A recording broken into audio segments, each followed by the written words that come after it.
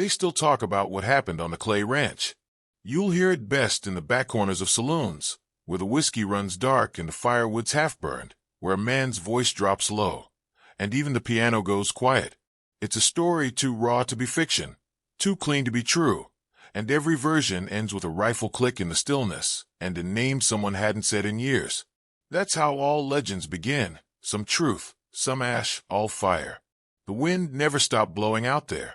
It came from the north, dry and slow, scraping over the plains like a rasp across bone. The Clay Ranch sat in the middle of that nothing, tucked between two rust-colored mesas, where even coyotes thought twice before howling. In 1887, it looked more like a grave than a home. Sagging wood, leaning fences, dust that never settled. The land had once thrived under Richard Clay's hands. Rows of wheat, a well that ran sweet, and cattle fat, with spring grass. That ended the day. He was hung by his own bridle outside the barn door, his boots still warm. They said his widow lost her voice that morning. Not just her words, but something deeper, some tether between soul and skin. Miriam Clay hadn't spoken since. 38. Hair the color of burnt gold, shoulders square as a lawman's, and eyes like winter water, cold, clear, and too still. She ran the ranch with ritual more than hope. Wake before dawn. Feed the hens, if the foxes hadn't got them. Patch fence. Boil beans.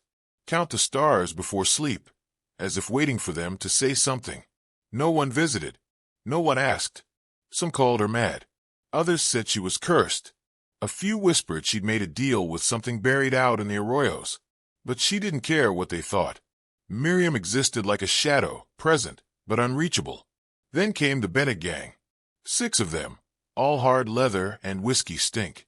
Led by Coyle Bennett, once a captain in the Union Army, now a man who burned homesteads for fun and peeled the badges off dead marshals like souvenirs. His right eye was glass, blue as glacier water. The left one never blinked. Folks said he'd ride into a town with a grin and leave it smoking. He'd hit Carter's Hill 2 weeks back, burned the school, shot a blacksmith in the teeth for looking too long at his horse, and dragged a preacher behind his own cross. Coyle didn't rob because he needed to. He did it because men like him didn't believe in peace. Word came to town in pieces. First, a half-burned man on a mule, face too melted to speak. Then, a wagon missing its driver, red-stained and rattling with empty shells. They were getting closer. Nobody knew who they'd hit next. Until the boy came. Dust-covered, face bloodied from a fall. He stumbled into a general store and collapsed in a heap of shredded boots and shallow breaths. He said he'd been rabbit hunting north of the ridge, near the old well road. He'd seen smoke, dark, rolling, rising from the direction of the Clay Ranch. The room went silent. Nobody moved. "Are you sure?" the storekeeper whispered. The boy nodded. Saw her house. Something was burning. Something bad. A woman gasped. A man cursed. Another just looked at the door, like expecting Miriam to walk through it, dust her coat, and say it was nothing more than kindling smoke. But no one rode out. They all had reasons. Families. Weak horses. Empty rifles. A man doesn't make it past 40 in the frontier by charging toward a place where devils might be working. Especially not for a woman who hadn't looked them in the eye since her husband died. By sundown, the saloon was full but hushed. Someone played a tune too slow, too sad. Outside, tumbleweeds gathered like sentries. The boy was still shaking in the corner, wrapped in a horse blanket, and muttering about the way the smoke curled, how it moved like it had a mind. Back at the ranch, Miriam stood alone. The barn doors creaked in the wind. Her hands, cracked and red, gripped a bucket of water drawn too late. The garden had withered, the chickens gone. A cow load somewhere distant, wounded or old. It didn't matter anymore. She knew they were coming. She'd felt it for days. She'd seen the buzzards circle too long above the western hills, heard the frogs vanish from the creek. Even the wolves had moved on. Inside her house, the wall still bore blood where her husband had bled out trying to reach the front door. She never scrubbed it. Some things were meant to stain. A chair waited near the hearth. Next to it sat a long, silent box. She hadn't opened it since the day Richard died. It had been his, an old Sharps rifle, .50 caliber, Hand oil dead true. She'd cursed it that day, blamed it, locked it away, and vowed never to touch it. But now the wind whispered in a voice she hadn't heard in years. It sounded like him. It said, "Stand up." She didn't. Not yet. Instead, she moved to the porch, boots crunching over dead moths and ash. She watched the edge of the world, waited for the dust to rise, the way it always did when riders approached. And there it was, like the belly of a storm, low and curling, not fast but certain. 6 riders. They didn't wear masks. Coyle led them, tall in the saddle, rifle across his lap, cigar in his teeth. His men laughed, spat, pointed at her well, her barn, her house. One mimed a noose. Another made a rude gesture with his belt. Miriam didn't move. Not yet. She let them get close. Close enough to smell the rot on their breath. Close enough to think she was just a broken widow, too lost to scream. Close enough to think she was dead already. And then, just before their boots touched her porch, somewhere behind the barn, behind the willows, behind the silence, a rifle clicked. Not hers. They turned, just enough for their smiles to waver, for Coyle's cigar to fall, for one man to reach for his sidearm. Too slow. She didn't look back. She didn't need to, because somewhere in the dust and brush, a man they all thought long buried stood breathing again. And everything changed. They kicked the door in like it was paper. Coyle went first, stepping through the crooked frame with the slow certainty of a man who never met consequences he didn't outrun. Dust followed his boots, curling in the air like it didn't want to settle. Behind him came the others, Barker, Hank, Slim Will, Dietz, and Jasper, all of them stink-eyed and grinning, guns loose at their sides like tools they used more often than forks. Miriam didn't move.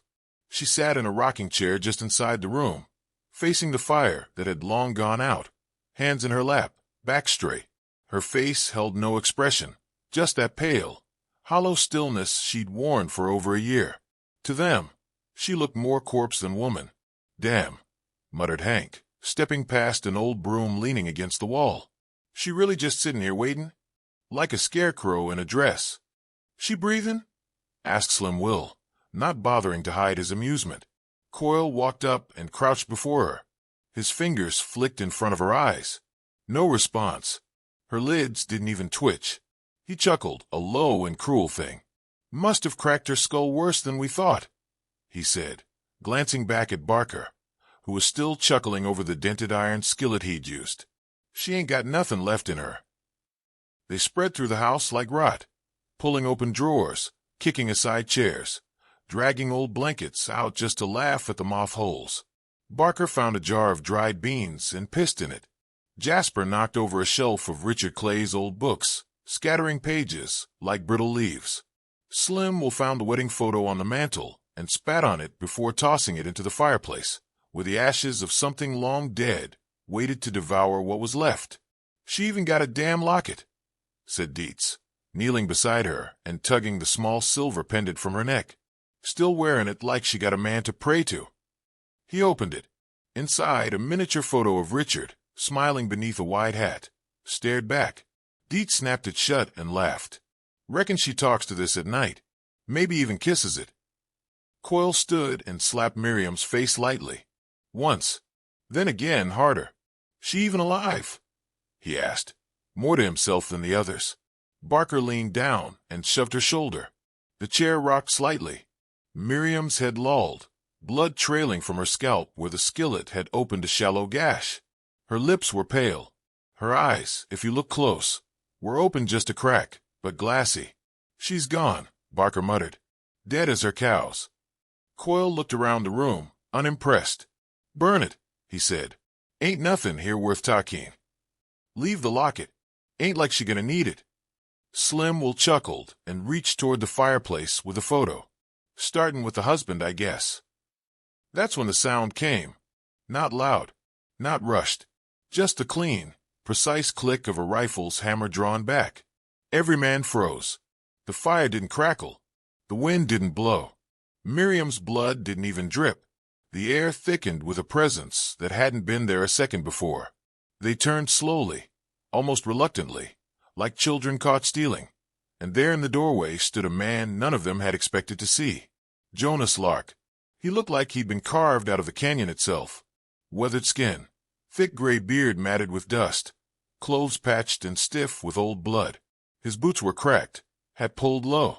The Sharp's rifle in his hands was older than some of the men in the room, but it gleamed like it had been oiled yesterday. His left eye drooped from a scar that curved down past his cheek, like a river of fire had run through him long ago. "Back away from the woman," he said, voice dry as gravel. Coyle blinked once. "You're dead," he said, but it wasn't a question. Jonas didn't answer. He stepped forward, slow and deliberate, the rifle never wavering. His feet didn't creak on the floorboards. He might have been a ghost, but ghosts didn't smell like cedar oil and gunpowder. He wasn't there to haunt. He was there to end something. Barker reached for his sidearm. Jonas fired. The rifle barked once, deep and sharp, and Barker spun, hitting the wall like a sack of bones. He slid down without a sound. The others stared.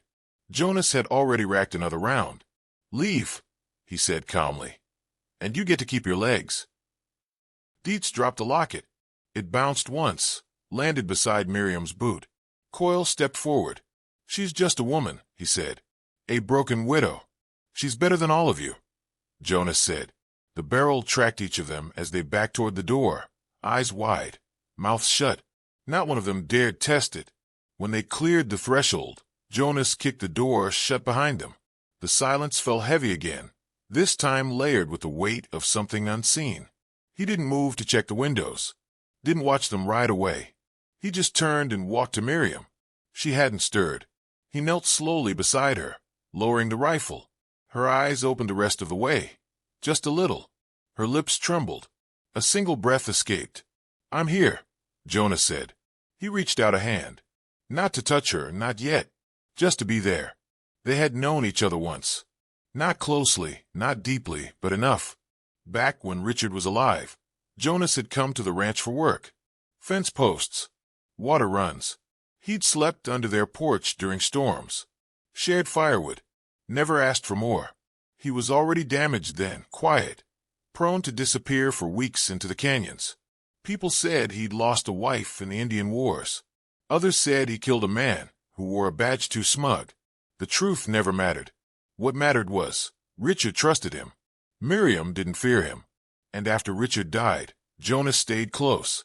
From a distance, he watched the house from ridgelines, left rabbit carcasses on the porch, buried traps in the west pasture where coyotes liked to sneak. She'd never thanked him. He'd never asked her to. He was no hero. Not really. He just remembered what it meant to be one. Now he reached out again, gently this time, pressed his hand to her wrist. A pulse, weak, but steady. "You're not gone," he whispered. "You're not gone." Outside, hoofbeats faded like bad memories. Jonas sat beside her, rifle across his lap, eyes on the door. If they came back, they'd find something waiting. Something older than revenge and sharper than grief. Something worth dying for. The night closed in like a wound, thick with dust and dread. Jonas sat on the edge of Miriam's porch, his shoulders stiff from the recoil of the Sharp's rifle, the barrel still warm in his lap. His eyes tracked every shadow, every shift in the wind, every crunch of gravel far out in the dark. He knew the silence wouldn't last. Coyle wasn't the kind of man to run without blood. He'd be back meaner. He'd circle like a buzzard, slow, sure, and cruel. Miriam lay behind him, wrapped in a blanket Jonas had pulled from the trunk by the fireplace. Her breath was shallow but steady, and her eyes fluttered now and then like her soul was weighing the cost of staying. Jonas didn't speak, didn't pray, just sat there, breathing in the scent of scorched wood, blood, and old grief. The last time he'd sat like this, he'd had a family. Back then, Jonas Lark wore a blue coat and a silver stripe. A sharpshooter in the 27th Ohio. Good enough to kill a man from a church steeple 2 counties over. They gave him medals he never asked for, a wife he adored, and a child with wild curls who called him Pa and thought he could never miss. Then came that job west of St. Louis. A gold escort, 7 wagons, 20 soldiers, 3 families riding along, ambushed in the Badlands by men with southern accents and Union boots. The gold vanished. So did the families. Jonas crawled out of a gully with a shattered leg and a bullet in his side, only to find his wife strung from a cottonwood, his son's boots dangling just above the dust. They said he ran after that, drank, vanished. Truth was, Jonas didn't run. He watched. He learned the land like scripture, its ridges, creeks, folds of canyon and root. He built traps where no man should walk, dug pits that filled with leaves and silence, raised rattlesnakes in coops and fed them hate. He set them loose at night, marking their trails with little knots in sapling bark. He carved his own gospel into the dirt and read it by starlight. That's how he met Richard Clay.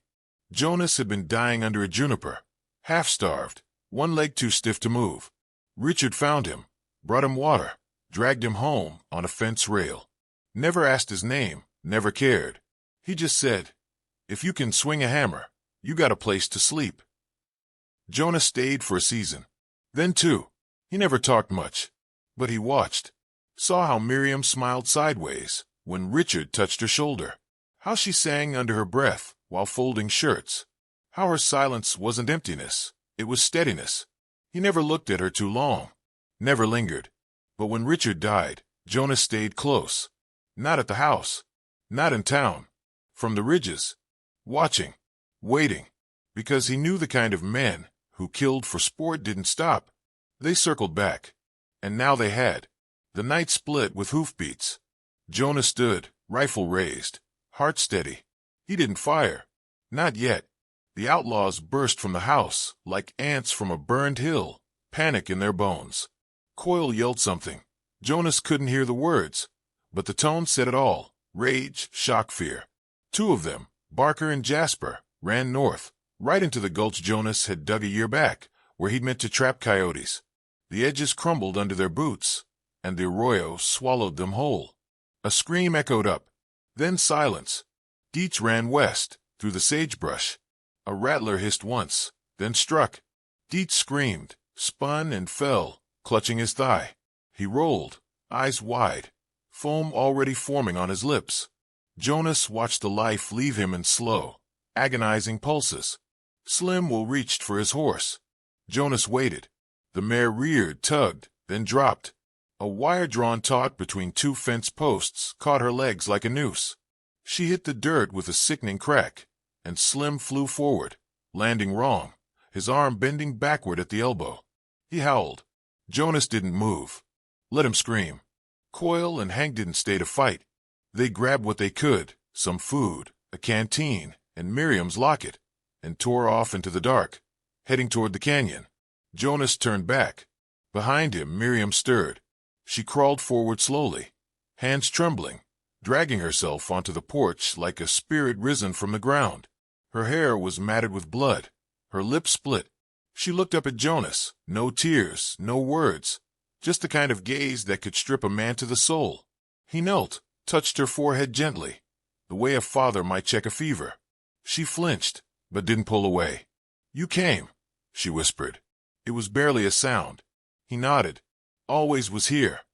A shot rang out. Jonas jerked sideways. Blood sprayed across the porch boards. His shoulder burned, hot and deep.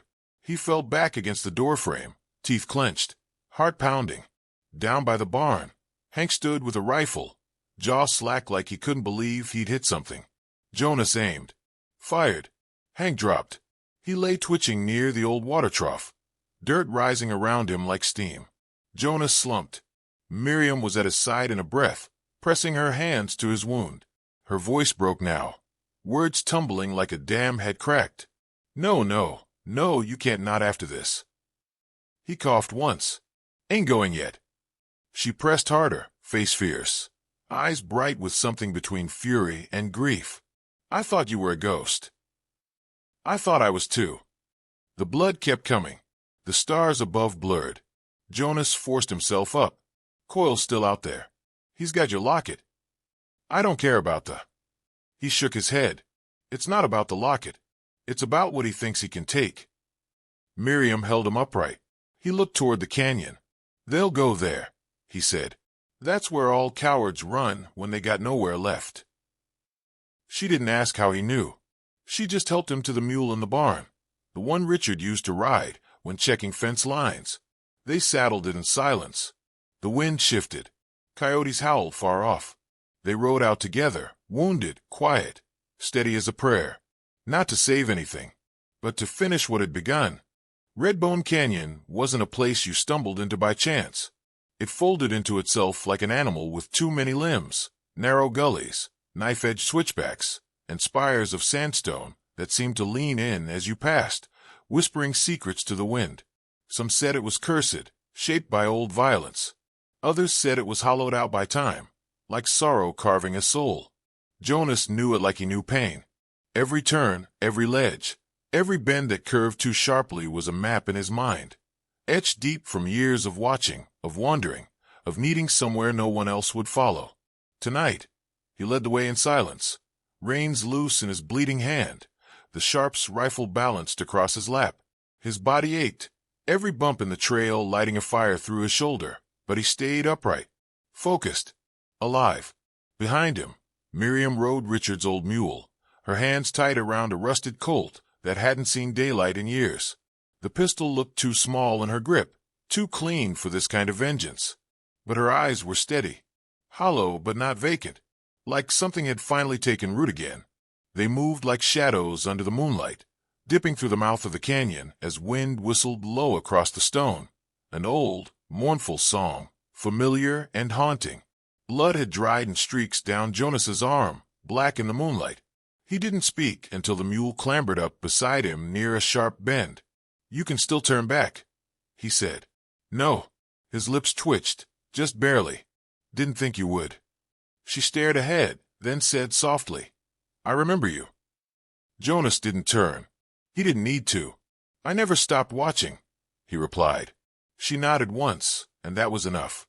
Far ahead, torchlight danced along the canyon walls. Two riders, flickers of gold and shadow slipping around corners like ghosts. Coyle and the last of his men. The way they moved was careless, noisy. They thought they were the hunters. Jonas smiled faintly. Coyle had always been the kind of man who thought the land bent to his will. But Redbone didn't forgive. It remembered every footstep, every echo. And Jonas had been feeding it secrets for a long, long time. He veered left down a dry wash, dismounted, and gestured for Miriam to wait. She did. No questions. Just a quiet readiness that startled him more than anything. He moved like a ghost across the rocks, eyes flicking to the loose gravel above. Years ago, he'd wedged stones into the ledges with the precision of a surgeon, waiting for a time like this. A tug of wire, a shift in balance. He waited until the outlaw passed beneath, then pulled. The rocks came loose with a roar, tumbling like thunder. Dust shot into the air. The horse reared, screaming. The outlaw, Hank's cousin, if Jonas remembered right, wasn't fast enough. The fall pinned him beneath a jagged slab of sandstone, his legs twisted, mouth open in a silent scream as dust choked the air. Jonas didn't wait for it to clear. He was already gone, disappearing back into the shadows like he'd never been there. When he returned to Miriam, she was off the mule, crouched beside a ridge. She pointed ahead, wordless. Coyle had taken cover in a narrow cut between the rocks. Smart. The kind of place that funneled a man in straight. Only one way to come, one way to die. A sniper's dream. Jonas knew it well. He'd used that very spot to wait out raiders once, picking them off like flies. But Coyle didn't know Jonas had a way around. He started toward the longer path. Miriam touched his arm. "Let me," she whispered. He blinked. "You sure?" She nodded. He handed her the Colt. It looked steadier now in her grip. She slipped through the brush like she'd always belonged to the canyon, moving slow and low. Jonas watched her vanish into the dark, heart pounding. She didn't look back. Moments passed. Then a shout. Coyle's voice, ragged and furious. "You think you can crawl up on me like some damned snake?" Then a shot. Jonas bolted. He rounded the far side, rifle raised, and froze. Coyle stood alone, panting, bleeding from a graze across his ribs. Miriam was on the ground, winded but alive, pistol skidding out of reach. Coyle held her locket in one hand, raised high like a trophy. "Your ghost friend's too late," he sneered. I already won. Jonas didn't answer. Coyle raised his revolver. This ain't about gold or revenge. This is about the story. When they find your bones out here, when they find her torn to pieces, I'll be a goddamn legend. Jonas stepped forward, rifle raised. Coyle fired. The bullet hit low. Jonas staggered, dropped to one knee. Another shot. Jonas fired back. Missed. He slumped. Miriam screamed. Coyle laughed, walking toward Jonas with his pistol drawn, raising it for the final shot. And then click. The sound was quiet, but final. Miriam stood behind him, the Sharp's rifle steady in her arms. Her face was calm, empty, eternal. She fired. Coyle twisted mid-laugh. Blood sprayed in an arc. His body folded backward, crumpling to the ground with a grunt. The locket fell from his hand, clinking softly against a stone. Jonas lay on his side, blinking at the stars above. Miriam knelt beside him, cradling his head in her lap. Blood soaked through his shirt, but his breath still came, thin and rasping. You came for me, she whispered. He looked at her with a faint smile. You were always worth coming for. Above them, the canyon watched, and remembered. The sun rose slow over the plains, casting long shadows across the scorched remains of the clay ranch. Smoke curled from what used to be the barn, drifting in thin, mournful ribbons. Buzzards circled high, but didn't descend. Even they sensed the weight in the air, the sharpness of something sacred having passed. A few townsfolk arrived by midday, drawn by rumor or fear, and the thin trail of dust someone swore they'd seen winding east from Redbone Canyon. They came cautious, rifles in hand, eyes narrowed, but the danger was long gone. What they found instead was a woman sitting on her porch, wrapped in a bloodstained blanket, bandages tight across her arms and brow. She didn't speak, didn't move when they called her name, but she was breathing, alive. Miriam Clay sat like a stone figure carved by the wind, staring out at the horizon. Not broken, not lost, just changed. They didn't ask many questions. Some things didn't need answering. The outlaws were gone, and in their place were blood trails, broken rifles, and a dead man lying beside the well. Coyle Bennett's eyes stared up at nothing, lips twisted around a smirk that hadn't survived the final bullet. No one mourned him. Jonas Lark was inside the house, propped in a rocking chair by the hearth. He was still breathing then, shallow but even. Someone offered to fetch a doctor, but Miriam shook her head once, slow and sure. They understood. Left a few supplies, some food, and a promise to return. She didn't respond. She nursed him for 2 days. He never asked for anything. Not water, not comfort, not mercy. Just rested there like a man who'd finally laid down a burden too heavy to name. His eyes stayed on the fire, watching the flames dance low. On the second night, just before the coals turned to ash, he spoke. Soft, barely audible. Miriam leaned in close, eyes rimmed red with exhaustion. No one remembers what the good men look like anymore, he murmured. So I watched. She nodded, tears tracking down her cheeks, without permission. He smiled, just once, and let out a breath that didn't come back. She buried him beneath the cottonwood on the ridge, the same one Richard had planted there first spring. No cross, no stone, just the sound of the wind moving through the leaves like a voice too old to forget its song. She marked the spot with a flat stone from the canyon. No name carved, just a small circle in the center, etched with the barrel of a Sharp's rifle. The town came again, offering help. She accepted tools, nails, wood, but no hands to build. She did that herself, hammer by hammer, board by board.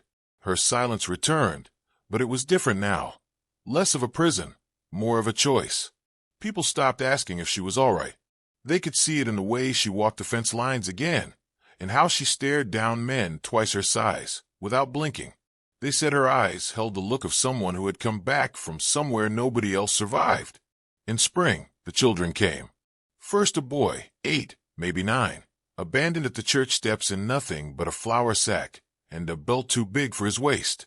Then 2 sisters, found wandering after a fever took their parents. Miriam took them all, fed them, gave them names if they had none, stories if they wanted them, silence if they didn't. By the end of that year, The clay ranch held more laughter than it ever had in Richard's time, and no one ever touched it again. Drifters passed wide of the land. Outlaws whispered the place was watched by something worse than death. Some claimed they saw a ghost of an old man with a rifle sitting beneath the cottonwood at dusk. Others swore the canyon itself shifted when Miriam walked through it, stones sliding away from her path like they remembered her vengeance. Years passed, and the locket was never seen again. But sometimes, when the wind blew right, a melody would hum through the wheat. The children swore it sounded like the metal clasp opening, like a whisper from a place deeper than words. As for Jonas Lark, his name faded from ledgers, from war records, from memory. But his grave never stayed empty. Hunters left bullets beside the stone. Travelers brought whiskey bottles with cracked corks and poured a little into the dirt. One woman left a child's toy carved from wood. Another left a Bible, the page dog-eared on Psalm 34 verse 18. They didn't speak when they came, just stood, looked, and walked away quieter than they arrived. They said, if you stayed long enough, you could hear the canyon whisper. He watched. He waited. He remembered. And in the back of the saloons, under the rattling fans and stale beer, the tale was still told, low and reverent, of the woman they all thought was dead, of the 6 men who mistook her for prey, of the rifle that fired when no one else would. They said she never feared another man again. And they were right, because Miriam Clay didn't die that day. She was only waiting for someone to remember how to fight.